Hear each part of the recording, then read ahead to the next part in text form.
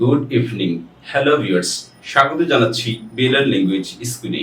আজকে আমরা ইংরেজি গ্রামারের একটি গুরুত্বপূর্ণ শব্দ সো এর বিভিন্ন ব্যবহার গ্রামারে এবং স্পোকেন ইংলিশে শিখব, যাতে করে এই সো শব্দটি বিভিন্নভাবে আমরা ইংরেজি এবং বাংলায় ব্যবহার করতে পারি। তাহলে চলুন এই সো শব্দটি বাংলা অর্থ সহ বিভিন্ন ইংরেজি সেন্টেন্সে ব্যবহার করে শিখে নিই। এখানে আছে সো, এর অর্থ হচ্ছে লাইক দিস, এইভাবে, অথবা লাইক দ্যাট, ওইভাবে, অথবা ইন দিস ওয়ে, এইভাবে, অথবা ইন দ্যাট ওয়ে, এইভাবে। এছাড়াও হতে পারে অলসো বা সো হ্যাভ আই, আমারও আছে, সো এম আই, আমিও। এইভাবে এই সো এর অর্থ আসতে পারে যখন সো শব্দটি শুধু এককভাবে আসবে। আবার সো শব্দটি কখনো অন্যভাবেও এর সাথে আরো শব্দ নিয়ে আসে, তখন এই ব্যবহারগুলো আমরা পরে জানবো।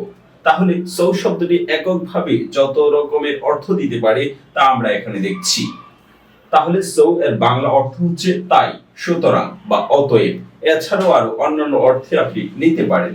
তাহলে প্রথম সেন্টেন্সটি দেখুন, ইট অ্যাপিয়ার্স সো, এমনই তো মনে হচ্ছে।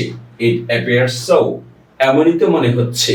অর্থাৎ প্রথমে আপনি একটি সেন্টেন্স বলেছেন, যেমন আই এম এ স্টুডেন্ট, আমি একজন ছাত্র, অথবা ইউ আর এ স্টুডেন্ট, তুমি একজন ছাত্র, অথবা অন্য কেউ বলল আই এম এ স্টুডেন্ট, আমি একজন ছাত্র। তাহলে এর প্রত্যুত্তরে আপনি বলতে পারেন ইট অ্যাপিয়ার্স সো, এমনই তো মনে হচ্ছে, মানে ব্যাগ আছে বা অন্য কিছুর সাথে আছে তা দেখে ছাত্র মনে হচ্ছে। এজন্য বলা যেতে পারে ইট অ্যাপিয়ার্স সো, এমনই তো মনে হচ্ছে। তারপরের সেন্টেন্সটি দেখুন, এগুলো প্রতিটি সেন্টেন্সই তার আগে কোনো একটি সেন্টেন্স থাকবে যেগুলো সাচ দিয়ে শুরু হবে, যে এরূপ ছিল, কোনো একটি কাজ এরূপ ছিল, তার প্রত্যুত্তরে এই ধরনের সেন্টেন্সগুলো সো দিয়ে আসে। So I will come on Friday, তাই আমি শুক্রবারে আসব। So I will come on Friday, তাই আমি শুক্রবারে আসব। যেমন you will arrange a such beautiful party, তুমি এরূপ একটি সুন্দর পার্টির আয়োজন করবে। So I will come on Friday, সুতরাং বা তাই আমি শুক্রবারে আসব।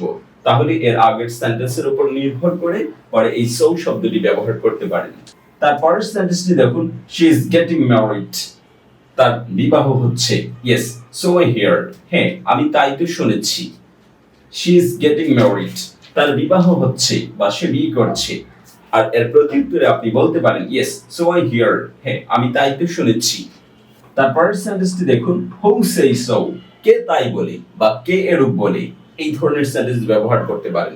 একজন এসে কোনো একটি গল্প বলেছে বা কেউ কোনো কিছু করেছে এটা বলেছে, তখন আপনি বলতে পারেন হু সেই সো, কে এরূপ বলেছে বা কে তাই বলেছে। অথবা আপনি কোনো একটি বা অন্য কেউ কোনো একটি কাজ বর্ণনা করে আপনাকে বলল, তখন আপনি বলতে পারেন আই হোপ সো, আমিও তাই আশা করি। তুমি যা করতে চাচ্ছ আমি তাই করতে চাচ্ছি এবং এটা করো, এটাই আমি আশা করি। সেক্ষেত্রে আপনি বলতে পারেন আই হোপ সো, আমি তাই আশা করি। আই হোপ সো, আমি তাই আশা করি। তারপরের সেন্টেন্সটি হচ্ছে আই হ্যাভ আ হেডেক, আমার মাথা ব্যথা। আই হ্যাভ এ হেডেক, আমার মাথা ব্যথা। এর প্রত্যুত্তরে যে সেন্টেন্সটি আসে সেটা হচ্ছে সো হ্যাভ আই, আমারও। সো হ্যাভ আই, আমারও আছে বা আমারও। সেক্ষেত্রে সো আসবে, তারপর অক্সিলারিটা সামনে চলে আসবে, তারপর সাবজেক্ট আসবে। সো হ্যাভ আই, আমারও। অথবা আপনি নিজেও যদি হয়ে থাকেন তাহলে হতে পারে সো এম আই, আমিও। সো হ্যাভ আই, আমারও। সো এম আই, আমিও। এটা অলসো অর্থে ব্যবহৃত হয়েছে। তারপরের সেন্টেন্সটি হচ্ছে it is so beautiful outside, বাহিরে অনেক সুন্দর। It is so beautiful outside, বাহিরে খুব সুন্দর। মানে এর আগে কোন একটি সেন্টেন্স বলেছেন, বাহিরের বর্ণনা দিয়েছেন সাচ শব্দ ব্যবহার করে, তার পরবর্তী সেন্টেন্সটি সো দিয়ে বলতে হবে। ইটস সো বিউটিফুল আউটসাইড, বাহিরে অনেক সুন্দর বা বাহিরে খুব সুন্দর। তারপরের সেন্টেন্সটি হচ্ছে Dhaka is so big city, Dhaka একটি বড় শহর। ঢাকা অনেক বড় শহর, তাহলে এই ক্ষেত্রেও সো ব্যবহার করতে পারেন। তারপরে আরো একটি সেন্টেন্স দেখুন, দেয়ার আর সো মেনি পিপল হিয়ার, এখানে অনেক লোক আছে। দেয়ার আর সো মেনি পিপল হিয়ার, এখানে অনেক লোক আছে। তাহলে এই সো মেনি এভাবে ব্যবহার করা যেতে পারে অনেক অর্থে। তারপরের সেন্টেন্সটি হচ্ছে you have had so much to drink, আপনার অনেক পান করতে হয়েছে। You have had so much to drink, আপনাকে অনেক পান করতে হয়েছে। তার মানে হচ্ছে আপনি কোনো কিছু খেতে চেয়েছেন এবং খেতে গিয়ে আপনাকে অনেকগুলো খেতে হয়েছে কোনো কারণে, তাহলে এই ক্ষেত্রে আপনি so much শব্দটি ব্যবহার করতে পারেন। তারপরের সেন্টেন্সটি হচ্ছে so few people came today। আজকে খুব কম লোক এসেছে। so few people came today। আজকে অনেক কম লোক এসেছে বা খুব কম লোক এসেছে, এক্ষেত্রে so few শব্দটি ব্যবহার করতে পারেন।